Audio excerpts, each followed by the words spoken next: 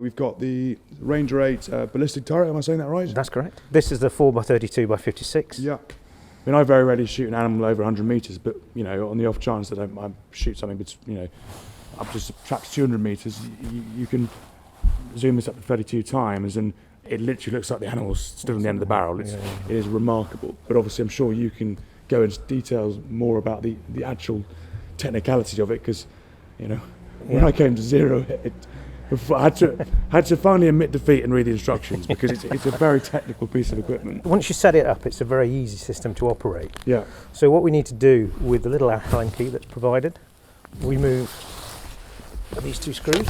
Yeah. Take the cap off. Yeah. And then we have 4 interchangeable rings, which is 100, 200, 300, 400. Take those off. You then inside have 3 side screws, which again with the same Allen key, you just open those up.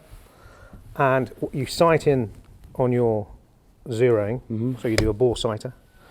And then obviously with a rifle in a pretty strong position clamped or something of that nature. And then what you can do is you can adjust the cap on top, again, with the bend part of the Allen key, and actually move the reticle onto target in terms of your elevation. Yeah, yeah. Once that's in place, we can then do a 3-shot test. Yeah. Make sure we're where we should be. All in the right Don't worry place. about the windage at the moment. Yeah. Just let's do that. And then once we find that we're happy with that, we can then lock that off, put the caps back on, Yeah. and return to 0. So the figure here would be a 0. Which it currently isn't, actually. Just put that back on. Yeah, which would be at 0. So we've now got that 160 centimetres of travel on elevation to play with. Brilliant. I mean, like I said, it requires someone with a bit more knowledge than myself. But this, certainly, as far as I'm concerned, has never given me any. I've zeroed it once, well, probably 6 months ago, and never had to touch it once since. So and I've, you know, I do give this thing, you know, put it in footwear the Land Rover, or obviously bolt out, of course. Of course. You know, and it does get a workout, and so far it's passed all these tests with flying colours. And the XTR rings, you've got the Burris XTR rings on there as well, which keep it super locked in place. It's never going to move with the XTR rings. And they're great because you've got the various different inserts inside them, so you get different sizes of the scopes that can accommodate, and it's even nice that we provide the flip-up covers free. Yes, that is on all our Ranger 8 scopes. Mind you need to remember to take them off when you're about to shoot a deer. So I've had several moments on the sticks of fiddling furiously, but they're great for wet weather. You know, even walking up from the house here today, walking in this lovely Cornish sun, we've got the covers to protect the scope. Indeed. The reticle is 4 AI. Yeah. So that means that the centre horizontal gap is about 170. Yeah.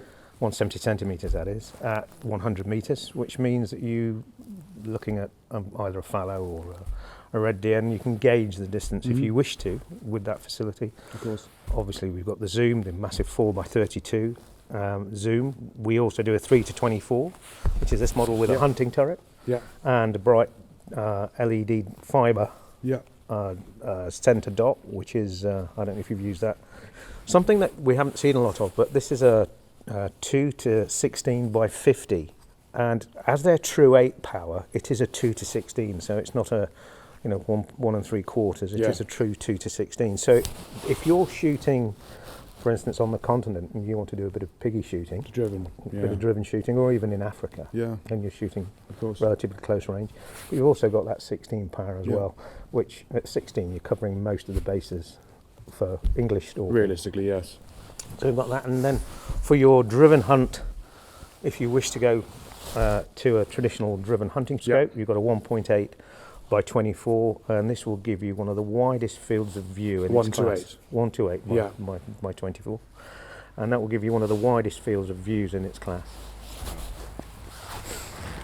The truth is that, again, we're talking about a significant scope here. You know, we're talking about something that's at 8 power. We're talking something that's going to give you years and years of service with fantastic clarity. We're talking 92% light transmission through these. So really up there with the major, if you want to talk about the major 2 players perhaps in the marketplace. Yes, of course. But you're not really going to pay the major league price. So what sort of price? I mean, starting with the ballistic turret being the most expensive. You're talking about £1,600. Okay, which is still very for very a 4 by reasonable 32 for a by serious 56. scope. Yeah, moving down to the Ranger 8 3-24, you're looking around 1,500, and then for the Ranger 8 2-16, which is my personal favourite, you're looking at just under £1,500 on that. Wow. And again, this is RRP, recommended retail price. And then the sort of the European.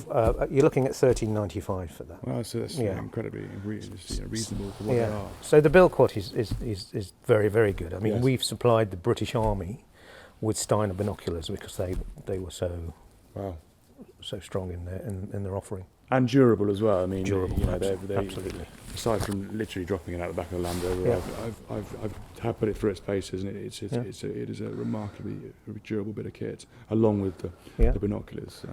But this is the Ranger 8. We also do the Ranger 6, which is 6 power. It's not very scientific to work out. Yeah. And then we also do the Ranger 4, which is our entry level. Okay.